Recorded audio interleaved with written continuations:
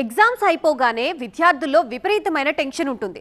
తనకి ఏ ర్యాంకు వస్తుందో, పక్క వాళ్ళకి ఏ గ్రేడ్ దక్కుతుందో అని తెగ హైరాణ పడిపోతూ ఉంటారు. ఏపీలో ఆ అధికార పార్టీ ఎమ్మెల్యేలు సైతం ఇలాంటి పరేషానే వెంటాడుతుందట.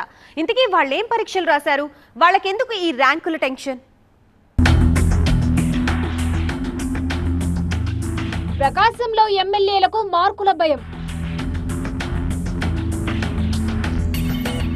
పనితీరు ఆధారంగా జాబితా సిద్ధమైందా?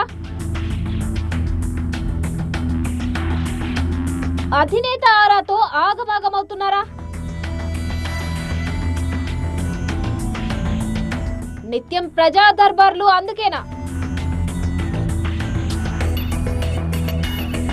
ప్రజాప్రతినిధుల పనితీరుపై టీడీపీ అధినేత సీఎం చంద్రబాబు సర్వేలు చేయిస్తున్నారనే విషయం ఎమ్మెల్యేలకు, ఎంపీలకు కంటి మీద కునుకు లేకుండా చేస్తున్నట్టుంది.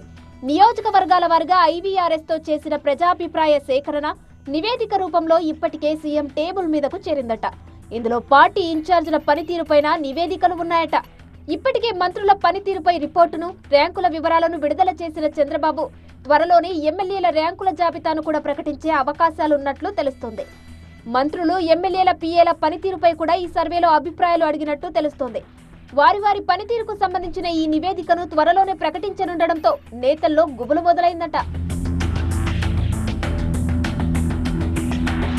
ఉమ్మడి ప్రకాశం జిల్లాలోని ఎమ్మెల్యేలు, ఎంపీలు, పార్టీ ఇన్ఛార్జీల పనితీరుపై ఇప్పటికే సర్వే పూర్తయినట్టు సమాచారం.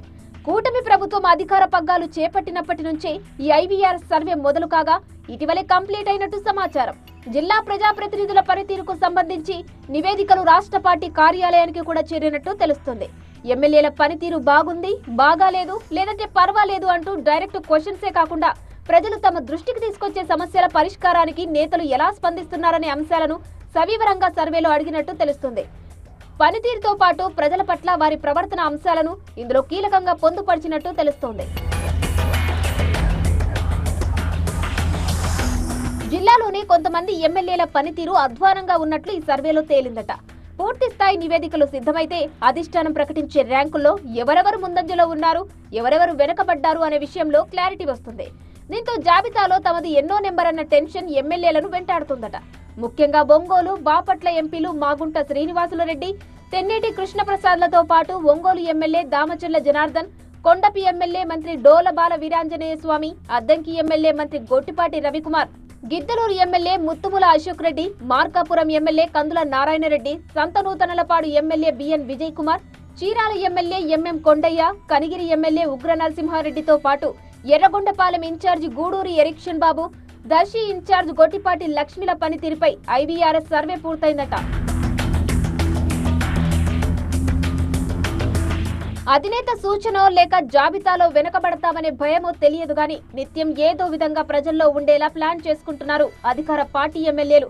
అహంకారంతో కాకుండా ప్రజలకు జవాబుదారీగా ఉండాలంటూ మంత్రులతో పాటు ఎమ్మెల్యేలకు ఇప్పటికే సీఎం చంద్రబాబు చాలాసార్లు హెచ్చరించారు.